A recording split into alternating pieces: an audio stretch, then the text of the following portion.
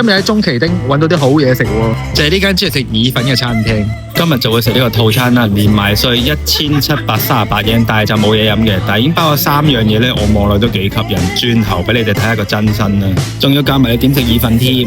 同埋唔知點解咧，呢間餐廳大部分嘅客戶都係女仔嚟㗎喎，仲要有前菜添啊，大佬望落都幾精美咁喎。我淨係個前菜都好似好抵死咁樣。試下呢個蛋嚟先。蛋係有啲凍嘅，但係食落咧都係有用心去製作嘅。再試埋呢嚿蓮藕先，佢個番茄醬做得幾好食嘅，唔會話好酸。然後呢個番薯望落去就好似幾勁咁。番薯真係好好食喎，個面係炸過，有少少溫度喺度，但係入邊咧係超腍。個番薯超級正。